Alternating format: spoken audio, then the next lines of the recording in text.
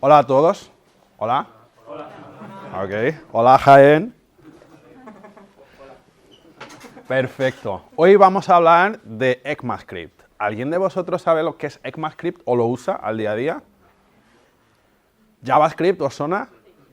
¿Lo usáis? Bien. A veces lo usáis, a veces no, pero ya vamos a ver. La charla de hoy es orientada a entender cómo una idea llega al navegador y llega al lenguaje ECMAScript, que al final es el JavaScript. Podríamos estar hablando de Python, podríamos estar hablando de otro lenguaje, pero normalmente no se suele hablar de cómo hay una idea y de cómo esa idea se transforma en un lenguaje de programación. Primero, yo soy Rómulo y yo trabajo en una compañía dedicada a estándares, trabajamos mucho con navegadores. También participo en el TC39 y ECMA 402, inicialmente he empezado con ECMA 402 como Invited Expert y después me he unido como delegado de TC39. Y es el comité que ya hablaremos después. También hago parte de W3C, que es al final lo que estandariza el HTML5, ese tipo de cosas. Google Developer Expert y también presido un grupo de trabajo en Unicode donde intentamos trabajar la internacionalización de cara a varios lenguajes, al Kotlin, al JavaScript, al Rust, etc. Y cuando tengo tiempo libre enseño en una universidad. Bien, ¿alguna pregunta? Perfecto. Antes de empezar, os gustaría, si tenéis cuestiones, si queréis en las redes sociales, AskJSJaén para preguntas sobre la charla de ahora. Y empezamos. Tenemos varios términos que me gustaría hablar antes de que realmente empezáramos la charla, ¿no? Y el primero es ECMA. ¿Qué es ECMA? Bien, es una entidad que está sediada en Suiza que lo que hace es gestionar especificaciones, gestionar como si fueran patentes, ¿no? Sería como una biblioteca donde se almacenan registros de recetas que son los estándares, ¿no? ¿Y qué es un estándar? Un estándar es una moda, es algo que se utiliza como si fuera una normativa, ¿no? Imaginemos ahora en Instagram, me saco una foto con una t-shirt rosa con bolitas naranjas y vosotros mañana todos aparecéis así vestidos. Esto se empieza siendo una norma, es cómo se estandariza. Y cuanto más popular es la entidad que estandariza, más fiable es el estándar, ¿no? Porque cuanto más gente lo usa, más respeto gana y más confiable es. Bien, ECMA sería esa entidad, ¿no?, que funciona como una biblioteca de estándares para varias cosas, ¿no? El JavaScript, el JSON o cualquier cosa que queramos estandarizar. Si queremos estandarizar el aceite de Jaén, podríamos ir a esta entidad y decir, oye, quiero estandarizar el aceite y el aceite, la especificación es esta, la receta es esta. Y lo podríamos hacer perfectamente. ¿Ok? Dentro de esta entidad llamada ECMA, ECMA International, tenemos el ECMA 262. ¿Por qué tiene este código? Bien, es muy sencillo. ECMA es la entidad, es como si fuera esta librería, biblioteca que almacena estándares. Pero claro, es muy difícil identificar el estándar si no le pones un número o un ID.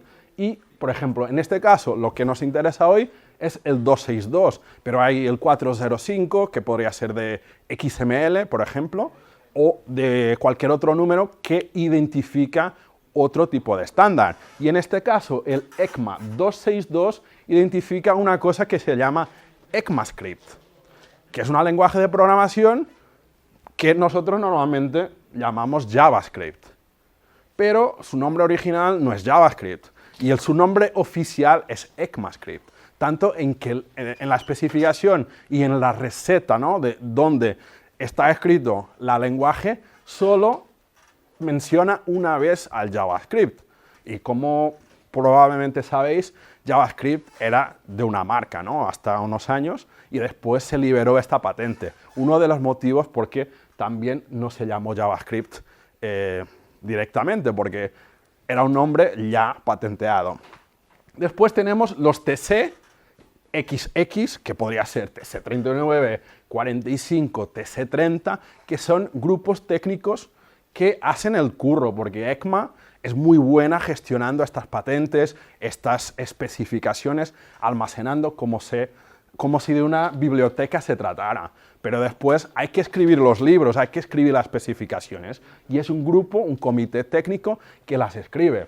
El caso, por ejemplo, hay el TC30 que se encarga de especificaciones, por ejemplo, de holographic specifications, para cosas como Oculus, ¿no? Todo esto de, por ejemplo, holographic storage system, almacenamiento de información a nivel holográfico, que son cosas que están haciendo y estandarizando el grupo de trabajo TC30. En nuestro caso, nos interesa el TC39, que es el grupo que estandariza el ECMAScript, que es lo que vamos a hablar hoy. ¿Ok? ¿Entendido? Y si vamos a hablar en lenguaje de calle, el ECMAScript sería el registro, ¿no?, civil, el ECMA 262 sería como si fuera el DNI, que corresponde a nuestro nombre, por ejemplo, Francisco, y el JavaScript sería nuestro, creo que se dice apodo, ¿no? Sería, el Francisco se llamaría Paco, ¿no? Y sería el JavaScript, o sea, sería esta la relación. Y el Technical Committee, bien, no tendría relación en esto, porque al final, como mucho nuestros padres, ¿no?, que nos han hecho y nos crearon, y es por eso que estamos aquí. Y bien, el ECMAScript vamos a hacerlo en 4 pasos, ¿no? 5 pasos, perdón. Vamos a hacer esto en 5 pasos. El primero, ¿qué es ECMAScript y TC39? Ya hemos respondido un poco la primera cuestión, ¿no? Sabemos que el ECMAScript básicamente deriva del ECMA 262, porque ECMA 262 es el grupo o el ID que identifica el ECMAScript, y el ECMAScript al final es un lenguaje de scripting general. Y se ha inventado, en teoría, en 10 días, y mitad de ellos volando, y por el señor Brendan Eich. Y nosotros lo conocemos por JavaScript. Y a partir de ahora lo trataré por JavaScript, porque todos los días en la calle hablamos JavaScript, ¿no? Cuando vais a LinkedIn, ver un anuncio, nadie pone ECMAScript, todo el mundo pone JavaScript. Bien, y después tenemos el TC39, que es el comité que define la especificación. Son la gente que trabaja a diario, o unos más, otros menos, pero trabajan a diario para definir este lenguaje que todos usamos en el navegador. Cuando vamos a YouTube, cuando vamos a LinkedIn, a Instagram, todo lo que pasa dentro del navegador es casi imposible que no use JavaScript, porque al día de hoy, si no hay JavaScript, no hay interactividad, dinamismo, o muy poco habría en la web. Bueno, y actualmente con WebAssembly. WebAssembly es algo distinto. WebAssembly es algo un poco de más bajo nivel, que lo que hace es que puedes compilar, por ejemplo, C o C++, ¿no?, o C++, aquí se dice más, y lo compilas para que se pueda ejecutar en un entorno JavaScript. Se está haciendo muchas mejoras y mucho progreso, también con nosotros mismos, porque tengo muchos colegas que llevan el estándares de WebAssembly y se está mejorando. Por ejemplo, el año que viene se está, por ejemplo, trabajando en Ahead of Time Compilation entre JS y WebAssembly. Se está trabajando también en transferencias de datos, Zero Copy Strings, para transferencia de datos de strings que son muy pesadas entre lo que es el C y el JavaScript. Esto todo, ¿qué hace? Hace que, por ejemplo, aplicaciones como el Photoshop puedan correr en navegadores. En este momento solo en Chrome, porque Chrome tiene una alianza o ha hecho un acuerdo con Adobe, y Chrome habilita ciertas cosas que no existen en los otros navegadores. Y así muchas cosas que conocíamos de Photoshop, que están escritas en C, lo pudieron portar hacia que funcionara en el navegador, ¿no? A través de WebAssembly, aquella parte de código en C se puede convertir para que sea compatible con el navegador. Y eso WebAssembly viene a ayudar, pero necesita del JavaScript para muchas cosas, porque no tiene acceso a todo. Es como si fuera un stream de información que va pasando de un lado a otro y va solventando los problemas, funciones, etcétera, etcétera, etcétera. ¿Has respondido a tu pregunta? Sí, sí. Perfecto. Bien, ¿qué hace el TC39? Bien, muy sencillo. El TC39, what TC39 does or do. Muy fácil. Son los guardianes del lenguaje, son los guardianes del JavaScript, son la gente que intenta protegerlo para que no se cometa una barbaridad contra el lenguaje, son los mismos que intentan también que el lenguaje mejore y podamos también absorber otras plataformas para que pueda ejecutar JavaScript en distintos entornos, en Node, en el reloj, en plataformas de low-code, en plataformas de, por ejemplo, IoT, que se ejecutan también JavaScript. ¿Quién son las personas que son del TC39 y quién son los locos que se dedican a hacer estas cosas? Desafortunadamente, el TC39 y ECMA funciona de una manera que no voy a criticar porque pertenezco, pero funciona a través de delegados. ¿Y quién puede ser delegado? Bien, las compañías que pagan el derecho de admisión anual a ECMA, que por casualidad son compañías o muy grandes como Google, como Microsoft, como Apple, que pagan una anuidad de, creo que son 70.000 francos suizos, porque ECMA está en Suiza, solo para poder tener un voto, para poder decir, oye, me gusta esta funcionalidad en el navegador, sí o no. Bien. Después hay otras compañías como Sony. Sabéis que PlayStation, por ejemplo, usa WebKit, que es el motor del Safari dentro.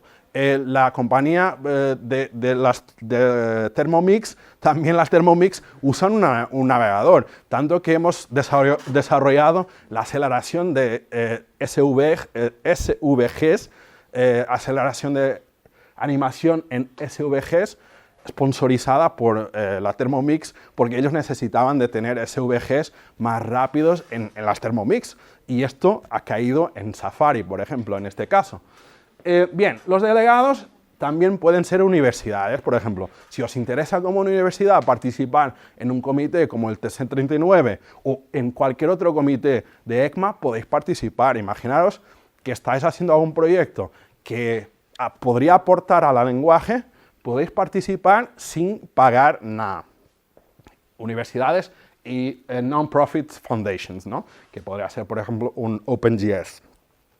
Después hay los Invited Experts, que también es otra cosa que es muy exclusiva.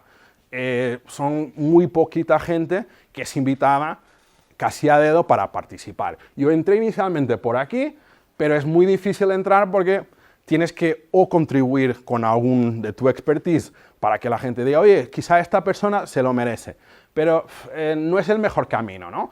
Y después, dentro de este grupo, hay los contribuidores, los editores, los reviews y la comunidad, que no participa directamente, pero si vosotros dais un feedback diciendo, oye, el top level await es una porquería, la gente lo va a escuchar, posiblemente lo escuchará, y después se lleva esto al comité y se habla, oye, los chicos de Jaén han dicho que las promesas en JavaScript no valen para nada, ¿qué podemos hacer para mejorar? Bien, esos pasos los vamos a explicar dentro de poco. Os explicaré cómo lo hacemos y cuándo lo hacemos, ¿no? Desde el TC39, porque ¿cómo se especifica un lenguaje? Bien, primero, el lugar donde vosotros podéis encontrar toda esta información que está pública, parte de ella, es en GitHub en TC39. Tenéis el repositorio donde está el ECMA 262, que es la especificación del JavaScript, ¿no? Tenéis, por ejemplo, las propuestas, que son las propuestas que la gente va haciendo para nuevas funcionalidades, y después tenéis más cosas, ¿no? Los tests, porque no sé si como desarrolladores todos tenemos que escribir tests porque si no la cagamos, ¿no? Y si la cagamos en el navegador, peor aún. Y el TC39, como el W3C, tenemos una regla: don't break the web. Porque si la cagamos, vosotros quedáis sin Instagram, quedáis sin Telegram o no, WhatsApp web y ese tipo de cosas. Tenemos que ser el suficientemente conscientes de no introducir cambios que puedan estropear la implementación o algo en la web. Y cambios de estos fueron introducidos muy recientemente, ¿no? Cosas que, por ejemplo, tema de cookies, temas de APIs que tenemos de internacionalización, nos hemos dado cuenta muy tarde cuando ya estamos haciendo tests, por ejemplo, ya en Firefox Nightly, por ejemplo, que las cosas estaban mal, regresión y no sale, ¿no? Y todo el mundo, nadie puede sacar esto hacia afuera. Porque si es una nueva API, muy bien, pero normalmente si es una API que estás mejorando, si la cagas es muy grave. Y es muy grave cagarla cuando tienes un montón de gente muy experta mirándolo, pero pasa. Y esto es también la spec. Esto es la receta que los implementers, ¿no? Que hablé antes, pero no hablé muy bien de ellos. De los delegados hay los implementers. Implementers son las gentes que son dueñas de navegadores. Google, Mozilla, Microsoft, Brave, son los que cogen esta receta y dicen, oye, voy a implementar esta receta en el navegador. La mayoría de esta gente no sabe siquiera escribir JavaScript, porque el navegador no funciona con JavaScript, el parseador no funciona con JavaScript, el interpreter no funciona con el JavaScript. O sea, esta gente sabe muy poco de JavaScript, pero hay una receta que es definida que lo implementan paso a paso, como si fuera una receta de cocina, de hacer una tortilla, y lo hacen paso a paso. Es por eso que algún navegador con la misma API funciona de maneras distintas, porque alguien que lo implementó ha visto mal la receta o ha visto la receta en tiempos distintos y la implementó de manera errónea. ¿Y cuándo hace esto? ¿Y cuándo hacemos el trabajo, ¿no? Este trabajo del TC39? Bien, lo hacemos durante todo el año, nos reunimos de 4 a 8 veces y tanto online como in person. Lo que hacemos es intentar tener reuniones en América, Europa y Asia. Las reuniones en persona y las online las hacemos también con los time zones de América, Europa y Asia. Cuando nos va a Europa y nos va, por ejemplo, Asia, nos va bien, pero cuando nos va, por ejemplo, a América, como será la semana que viene, ya empiezo teniendo reuniones a las... ¿Dónde está aquí? 87, pero ya empieza a las 7 de la noche. Y son reuniones de las 7 de la noche a las medianoche, por ejemplo, ¿no? De 3 en 3 meses tienes este tipo de cosas. Pero bien, y después hay también trabajo en grupos que se enfocan, ¿no?, en solucionar problemas muy específicos, que son las llamadas que tenemos aquí de seguridad en el navegador, de, por ejemplo, herramientas, que son las herramientas como Webpack, como Rollup, que se reúnen con nosotros y nos dan feedback para que puedan también dar soporte a la comunidad. Hay muchas otras cosas, ¿no? The Researcher's Call, con gente que da instrucción, escribe libros sobre JavaScript, por ejemplo, Kyle Simpson pertenece también al grupo de Educators, un grupo de inclusión, porque también es muy importante que sea un grupo inclusivo. Y después lo tenemos, está repetido, que iba a decir los grupos Focus Groups en Incubator Calls, que al final son este tipo de actividades que se van haciendo para que podamos ir iterando y trabajando en lo que hace el TC39. Y bien, muy bien, ya sabemos quién hace parte, la gente de los navegadores, algunas personas de la comunidad. Lo hacemos 4 a 8 veces al año y durante el año hacemos estas llamadas, revisamos Git, revisamos otros canales como Discord, como Matrix, como Slack, donde tenemos también conversaciones, y después trabajamos en un modelo que se llama Consensus Based Decision. ¿Qué es este modelo? Es un modelo que solo sale las cosas hacia adelante si todos estamos de acuerdo. Y esto es dificilísimo, porque no es una cuestión de votar sí o no, estamos todos de acuerdo. Y esto conlleva que haya cosas en la lenguaje que tardan 5, 6 años hasta llegar a una realidad, porque es muy difícil convencer a la gente. Es más fácil que alguno se muera por el camino que convenzcamos a todo el mundo que las cosas son buenas y que las cosas van a dar valor al usuario final del lenguaje, ¿no? Y aportar valor. Y, por ejemplo, no voy a decir compañías, pero hay una compañía que insistentemente no cree que va a ser aportado valor al navegador y va siempre por detrás en la implementación. Por mucho que, por ejemplo, en este caso, Google pague que se implementen cosas en otro navegador, porque quiere también que se ejecute de manera correcta sus aplicaciones, ese mismo navegador muchas veces no quiere que se implementen, ¿no? Y bien, y estas luchitas, batallitas que se hacen. Y con eso también este grupo de trabajo es compuesto por mucha gente diversa, ¿no? Gente que implementa los navegadores, practitioners, como le llaman, que son la gente que trabaja con JavaScript al día a día, gente que tiene muchísima experiencia también en estándares, en revisar la spec, porque la spec es la receta, y si la receta está equivocada, la gente implementa de manera errónea, porque la gente, y como os decía, los implementers no saben puto JavaScript, ellos solo siguen una pauta, y si la pauta está mal, la cosa saldrá mal. Y funciona por stages, ¿no? Por fases. Yo le llamo 1 más 4 porque hay una fase inicial, que es la idea, y después hay 4 fases para que la lenguaje, ¿no? Que esta idea vaya cosiendo, vaya progresando, hasta que se pueda realmente llegar al navegador. ¿Y por qué se creó esto? Porque ¿habéis oído hablar de ES6 en JavaScript? Que fue el boom, ¿no? De cuando ha salido muchas funcionalidades. Antes se hacía con un doc Word, un documento Word, y la gente iba apuntando las cosas, y durante el proceso de ES6 hubo tantos cambios que hubo mucha gente que quedó muy loca porque los cambios fueron aprobados y no fueron probados, y claro, como no había un proceso de fases, hubo muchas cosas que la gente decía sí, sí, sí, y llegó después a la hora en navegador y la cosa no iba bien. Y después se creó este proceso, ¿para qué? Para ir descartando cosas que no van tan bien. Y estos pasos nos permiten también iterar y mejorar la propuesta, para que yo no tenga una idea hoy y diga, yo quiero que los ifs, en vez de ifs, sean emojis sonrientes y los else sean emojis llorando. Y alguien diga que sí, oye, joder, bien, y mañana en el navegador todos tenemos que currar con emojis, ¿no? ¿Qué podría pasar? Bien, los stages, como he dicho, hay 1 más 4.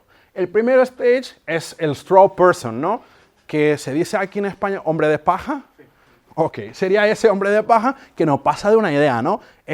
Y esta idea la podéis tener cualquier uno de vosotros. Eso es el bueno, ¿no? Y tenéis la idea, escribís un documento diciendo, oye, tengo una idea que quiero que los emojis sean parte del lenguaje como funcionalidad, como un if o como un else, ¿no?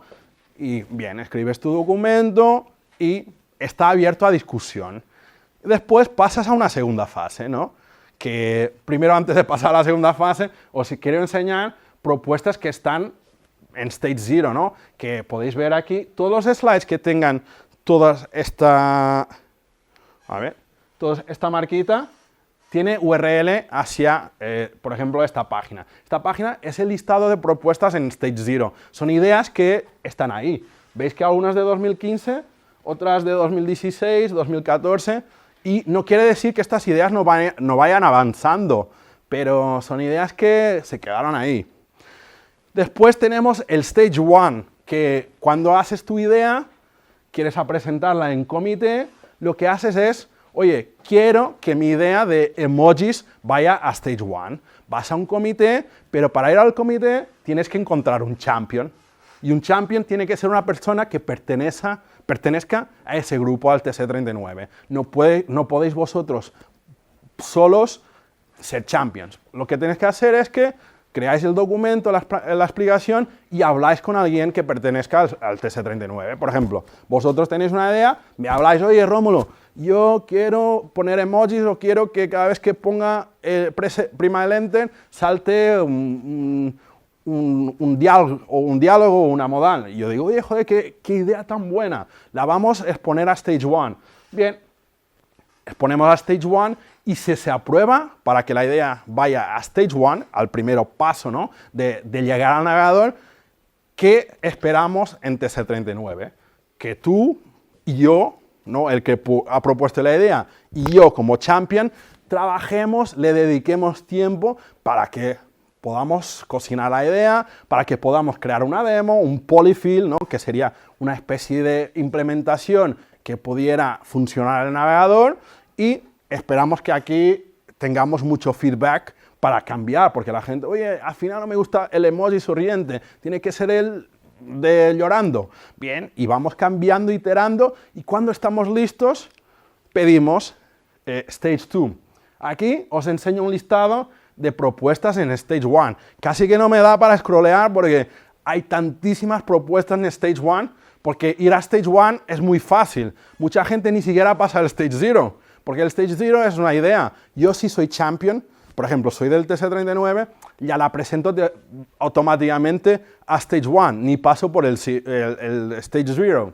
Y bien, ya veis que hay un montón de regex, las últimas, que son de Rob Moron, que hay un montón, y otras, Lee Byron, que fue el que inventó, por ejemplo, GraphQL. La gente va presentando las propuestas y llegamos a Stage 2. Stage 2, ¿qué ha pasado? Hay un responsable de la propuesta, que es el champion, que se encargó de trabajarla, y ahora queremos que pase al Stage 2.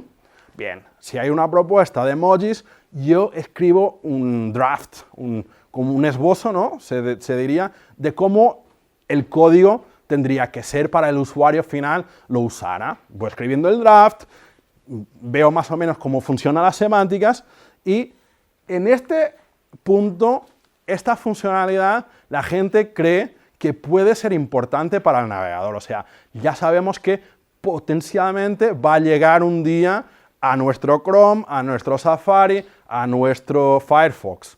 No sabemos cuándo, puede tardar 10 años, pero creemos que va a llegar si la gente entra en consenso. Y aquí es cuando empezamos la receta que os contaba. Por ejemplo, en este caso es una que estoy trabajando, que es Number Format versión 3, que aquí vamos a formatear un rango de números. ¿Qué hacemos aquí? Muy sencillo. Escribo la receta de esta porción de API que quiero que sea formateada. Lleva dos parámetros, el start y el end. Esto es el texto que la gente de Google, la gente de Safari, la gente de lo que sea que implemente navegadores o engines va a leerse para escribir su código. Llevo el start y el end, el valor de inicio y el valor de final. ¿Qué hago? El NF, number format, be the this value, que es el this, el contexto de JavaScript. Inicializo este bloque de código con un internal slot, que es lo que me va a permitir para después ejecutar la función de number format. Y lo que hago, por ejemplo, pequeñas validaciones. Si no es undefined, el primero no es undefined y el segundo no es undefined, suelto un error, un type error, por ejemplo, porque no puedo tener un rango de errores si no me ha enviado nada que valga, ¿no? Y después lo convierto to int mathematical value, o podría ser to number, por ejemplo. Pero aquí, por ejemplo, to int mathematical value es un cálculo para convertir ciertos valores a números y tiene ciertas especificaciones que no vale la pena que vayamos. Después de tenerlos convertidos, que dentro de estas funciones que los convierte, si también nos resulta la conversión larga un error de range o de type, y después los formateamos y retornamos el valor formateado. Esto, el implementer solo va a mirar esto y tenéis la funcionalidad de format range implementada. Uy, joder, que me caigo. Y después el range to parts, lo mismo, hay que cortar esa parte para los niños, ¿no? Y el format range, lo mismo. Esta es muy sencilla, pero hay recetas mucho más complejas, ¿no? Y se suele partir las recetas por partes porque, por ejemplo, Format Numeric Range to Parts tiene varias subrecetas que vas recogiendo de otras cosas, ¿no? Y así vas componiendo una nueva funcionalidad en el navegador. Stage 3, Candidate. Ya tienes el texto de especificación para que la gente vaya cocinando esta nueva API en el navegador. Y el texto de spec, en principio, ya debería estar el máximo más completado posible. Tener reviewers y editors, que son las personas que se dedican a revisar que la receta no le falte una coma, que no tenga un valor, que no sea ambigua, porque escribir este tipo de recetas te puede fallar. Por ejemplo, la receta que estabas viendo, quizá, por ejemplo, si introduces, en vez de un número fraccionario se dice, o fraccional en castellano, perdona, entendéis, ¿no? Podría no tener un error, podríamos protegernos nuestra función contra eso, pero claro, en este caso sabemos que toInt mathematical value ya tiene esa validación y tenemos que prevenirnos, y la gente que revisa y los editors van arreglando estos tramos, ¿no? Porque me puede tener olvidado de algo. Después, en esta fase, empezamos a escribir tests, porque son los tests que se van a ejecutar en todos los navegadores y los engines para ver si la cosa va bien. Porque si no va bien, no saldrá y no pasa al estadio siguiente. Y tiene que ser spec compliant, que es después de los revisores y editores mirar si está todo bien, nosotros, oye, está bien, puede ser Stage 3. ¿Y qué pasa cuando está Stage 3? Los implementers, los navegadores empiezan poniéndolo e implementándolo en navegador. Suele pasar que el navegador que implementa más rápido las cosas suele ser Chrome y lo pone under the flag. Pero a veces es, por ejemplo, Safari. Y en este caso tienen la implementación lista y la podéis probar en un Canary version, por ejemplo, hasta que realmente se decidan a lanzarla. Problemas que hay. Hay navegadores que publican en Stage 3 una API que los otros pueden tardar 5 años. Ha pasado esto con muchísimas cosas, con temas de Web Components, por ejemplo, ha pasado que mucho más tarde los otros browsers reaccionaron y también ha pasado que muchas APIs cambiaron. Cuando estás en Stage 3 es poco probable que cambie, pero no es imposible. Por eso se dice que no implementes hasta que tengas 100% seguro, ¿no?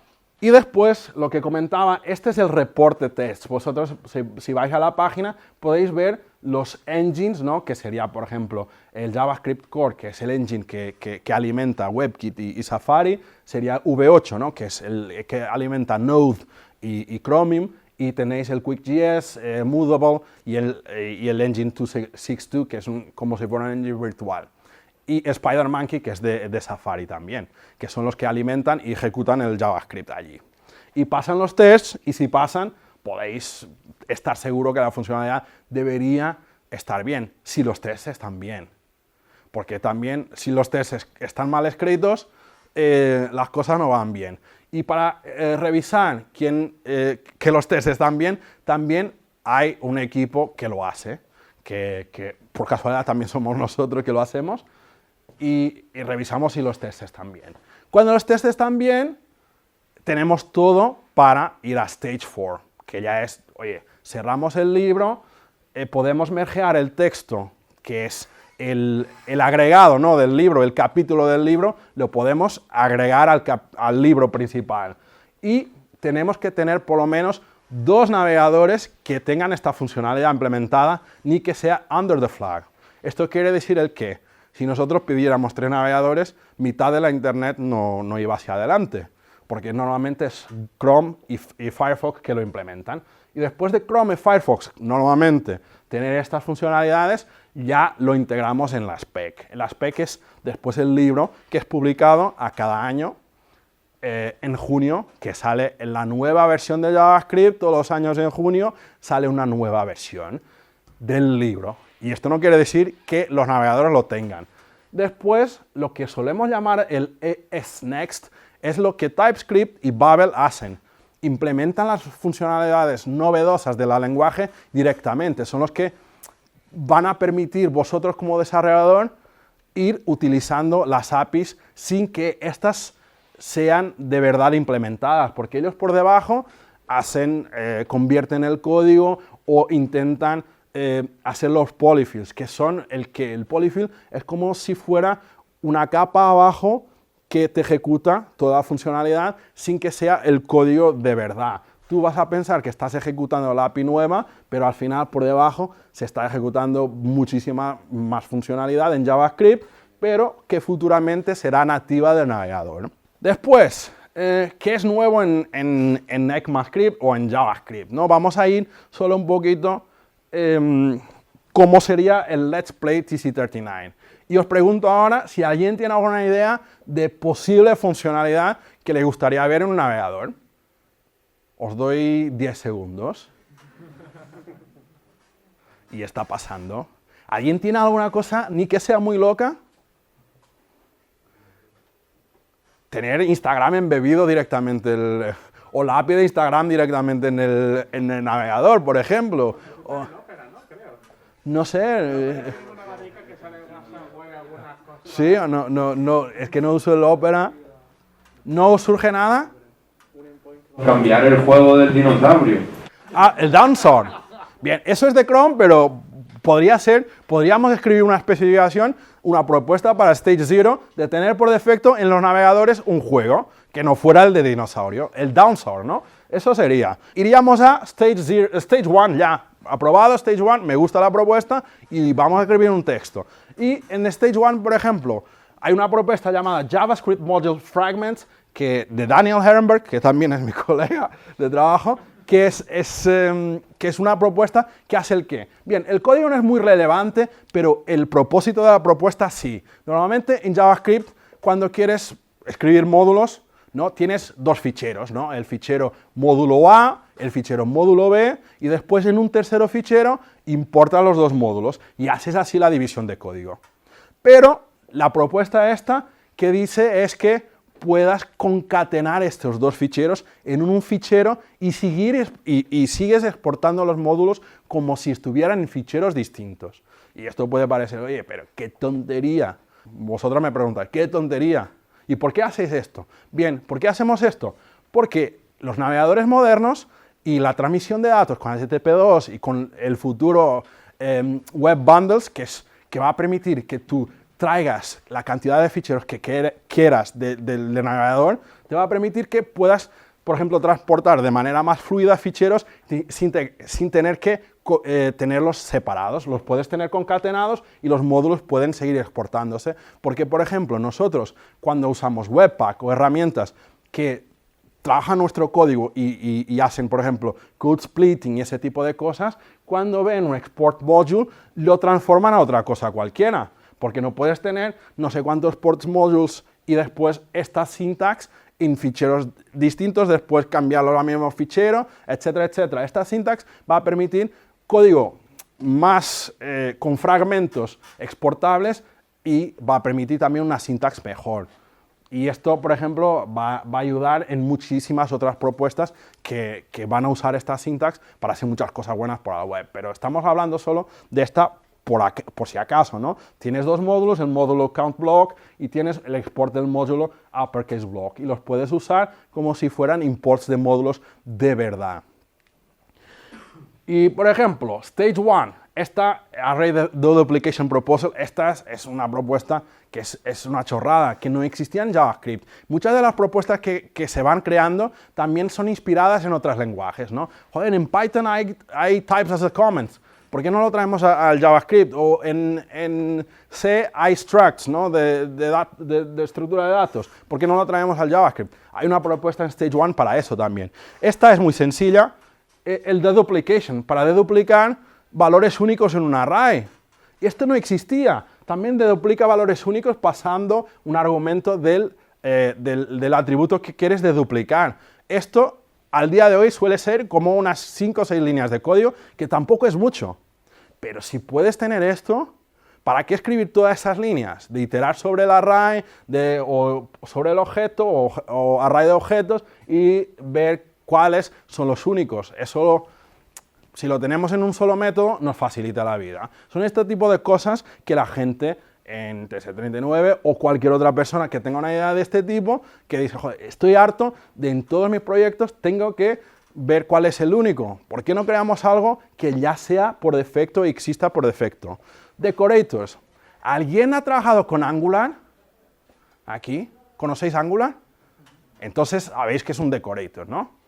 Se está estandarizando los decorators. ¿Qué sirve el decorator? Bien, es esta sintax de la arroba, ¿no? Que enmascara cierta funcionalidad debajo de ese mismo decorator para que lo puedas usar con una sintax mucho más sencilla. Caso de Polymer, otras abstracciones que existen también en TypeScript, mayoritariamente, van a ser nativas del navegador. Esta propuesta es una propuesta que ya lleva muchos años, se paró, se volvió a arrancar, se borró por completa, y se volvió a arrancar otra vez. Inicialmente fue Daniel Herenberg y ahora está Ron Bakhtan y Ekuda Katz, que están con ellas, pero antes estaba el mismo que había hecho la propuesta que habíamos hecho antes, fue el primero a proponer decorators, pero ahora es la comunidad que está con ella, pero hubo muchísimas discusiones porque nadie se entendía. Otra propuesta también muy importante, y es la mayor propuesta de JavaScript desde que ha venido S6, es temporal, porque JavaScript tiene un problema muy grande con fechas, tratamiento de time zones, ese tipo de cosas. Y este grupo de gente, que Philip y Oswald, y que son mis colegas de trabajo, que también están involucrados, y yo de vez en cuando, están intentando solventar. ¿Y qué hace Temporal? No hace solo esto. Temporal es una API nueva para tratar tiempos y time zones y hacer cálculos matemáticos con tiempos, ¿no? Por ejemplo, un día más 7 días te da en el calendario cuántos días son. Y esto teniendo en cuenta que hay países que el inicio de semana empieza el domingo, y hay gente que tiene calendario de 13 meses, ese tipo de cosas que normalmente nosotros no sabemos. Hacer un calendario en JavaScript no es tan sencillo, pero con esta API lo va a hacer. Y es una API que es enorme y está costando muchísimo, muchísimo, muchísimo, porque hay muchos tests, hay muchas cosas que hay que tener en cuenta. Calendarios, hay un montón de calendarios a nivel mundial. No es solo... y eras, por ejemplo, ¿no? En China existen las eras, los calendarios tienen que coincidir con las eras. Y cuando haces un tipo de este tipo de API, no puedes pensar solo en inglés, tienes que pensar en inglés y en los otros 5.000 tipos de lenguaje que puedan existir. Por eso la complejidad de una propuesta de este tipo. Top Level Await, que es algo que ya encontráis en un navegador, en todos los navegadores al día de hoy, pero está en Stage 4, pero todos los navegadores han ya implementado, pero saldrá en la próxima especificación, que es el Top Level Await. Antes, el await, que es que esperan por una funcionalidad asíncrona, como por ejemplo llamar a un servidor, solo lo podías tener cuando encapsulado en una función asíncrona. Y esto era un coñazo para hablar honestamente, porque lo tenías que encapsular en una función para hacer un await. Y ahora, como tienes un top level await, que el propio JavaScript, el entorno, te admite usar directamente el await, no necesitas de hacer este tipo de encapsulamiento. Puedes importar directamente tu script o tu fichero basado en la condición que te dé la gana, sin necesitar de hacer el wrap en una función. Tener aquí, por ejemplo, un if. Si viene de Jaén, me importas el mapa de Jaén. Si viene de Córdoba, me importas el mapa de Córdoba asíncronamente y dinámicamente, sin tener que ejecutar la función asíncrona y sin tener que embeber en una función asíncrona. Y bien, ¿cómo puedo ayudar? Vosotros aquí, ¿cómo podéis ayudar para que se haga mejor lenguaje en JavaScript, pero en general? Porque hablo de JavaScript, pero Python y otros lenguajes funcionarán muy similares, ¿no? Tienen sus... porque no ha nacido inventada y va evolucionando. Todos los lenguajes evolucionan y van, por ejemplo, el Java mismo, todo evoluciona, ¿no? ¿Y cómo puedo ayudar? Muy sencillo. Si queréis empezar, los tests podéis contribuir al día de hoy ya para escribir tests. Por ejemplo, Temporal, hay una cantidad enorme de tests que hay que escribir. Por eso, si queréis, podéis empezar con los tests. Y esto os ayuda mucho también a ver código, a entender la spec, porque los vas a hacer los tests basado en la spec, en la receta. En GitHub las propuestas están públicas, puedes poner comentarios, ¿no? Por ejemplo, Decimal, que es una propuesta que hay de refinamiento de números decimales. Sabéis que el JavaScript 0,1 más 0,2 no son 0,3, son 0,3, 0,000 y el último dígito, el décimo dígito es 4. Hay una imprecisión de arredondamiento, redondeo, perdón, a los números de 64 bits. ¿Qué podemos hacer para solventarlo? Estamos haciendo una propuesta llamada Decimal que intenta ver eso. ¿Y cuál es nuestro dilema en Decimal? Escogemos un redondeo de 128 bits, que alargará muchísimo más, o escogemos un redondeo arbitrario, que la capacidad y la complejidad de implementación y los posibles daños a nivel de consumición de memoria pueden ser mucho más grandes. Pero claro, ¿por qué usas Python y no usas JavaScript?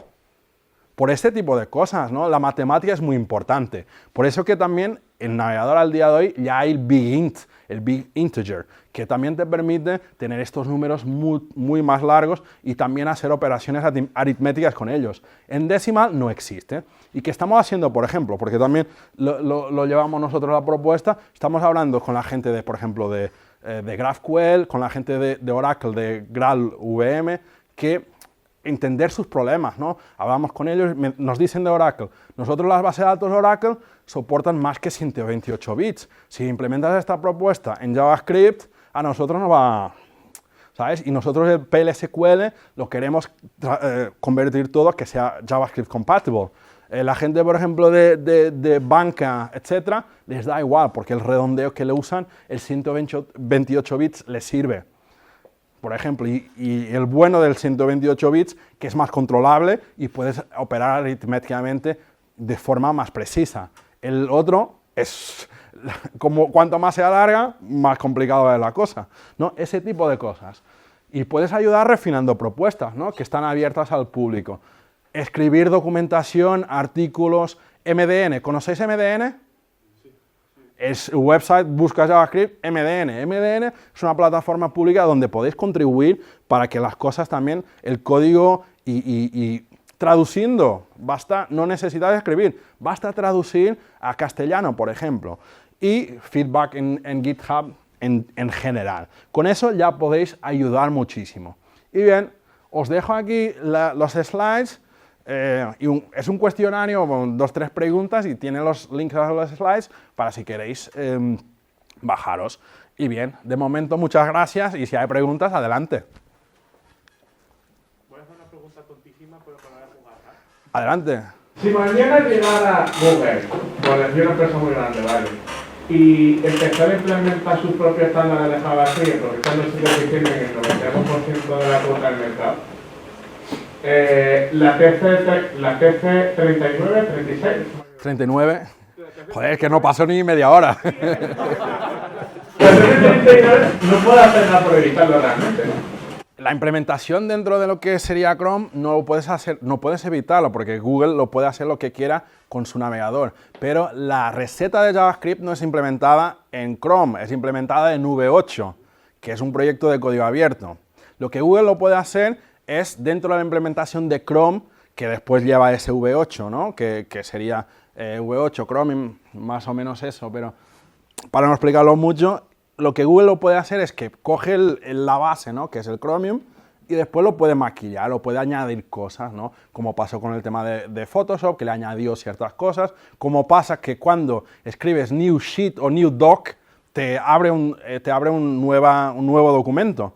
Eso no lo haces en los otros navegadores, porque ellos tienen un protocol handler que cuando escuchan este comando, dicen, oye, este quiere abrir un documento nuevo, ¿sabes?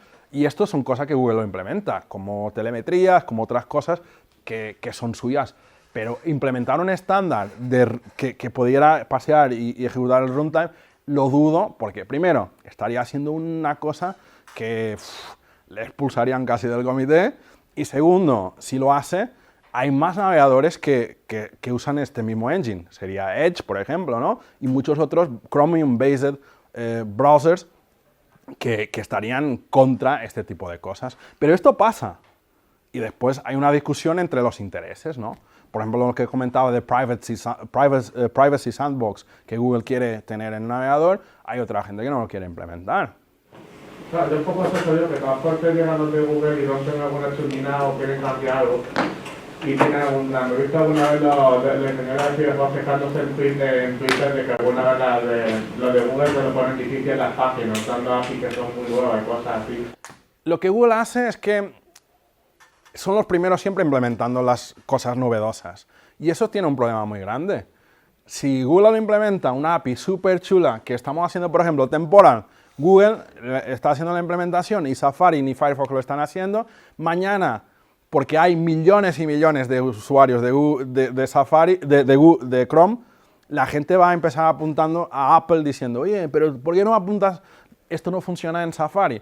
Como al día de hoy ya hay, ¿no? Todo el tema de Progressive Web Applications, la retrocompatibilidad de ciertas cosas que no hay en Safari. Y la gente empieza, oye, Safari es una mierda. No es que Safari sea una mierda, es que los otros tiran mucho hacia adelante y hacen presión. Ellos presionan porque lo implementan y la gente lo usa.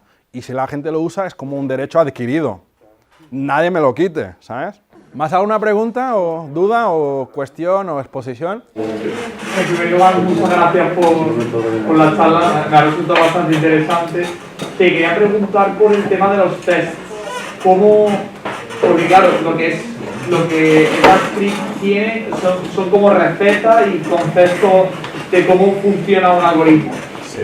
¿Cómo implementan tests sobre eso? Necesitan escribir código JavaScript, ¿no? Es el test escrito en JavaScript y después ejecutado contra el navegador. Por ejemplo, test de esto, que lo estoy escribiendo yo, me lo estoy comiendo yo. Tienes que testear si la inicialización del slot está bien. ¿Qué es la inicialización del slot? Es cuando, por ejemplo, haces un variable a igual a new number format, que cuando la variable a la invoques directamente .formatRange, se invoque, que eso funcione. Y también probar que eso no funcione intentando jorobarla al máximo para ver si, ¿sabes? Para ver si la cosa va bien. El toInt, por ejemplo, enviarle big ints, enviarle undefined, probar todas las condiciones que hay aquí, línea por línea, tanto que los tests, y aquí aprovecho, por ejemplo, aquí, así se ve mejor, ¿no? Bien, esto sería la spec, ¿no? La receta que hemos visto, ¿no? Y punto a punto de la spec viene si el número matemático y es infinito, throw an error, si no sé qué, y tú aquí voy escribiendo los tests, que esto es el texto que está en la spec, y voy escribiendo test a test para cada condición. Le envío un big int, le envío un número y después un menos infinito, tiene que explotar. Le envío esto y no sé qué, tiene que explotar. Y voy escribiendo los tests para cada paso de la spec. ¿Para qué? Cuando la gente que está implementando el navegador ejecute este test, vaya a explotar si no lo hacen bien. Y es así, básicamente. Lees la receta y haces los tests de acorde a la receta. Y básicamente. No sé si te respondió la pregunta. Pero claro, tienes que aprender a leer la receta para hacer los tests. Por ejemplo. ¿Alguna pregunta más? Bien, os espero para contribuir y es que me sacáis marrón de encima porque tenemos un montón de cosas.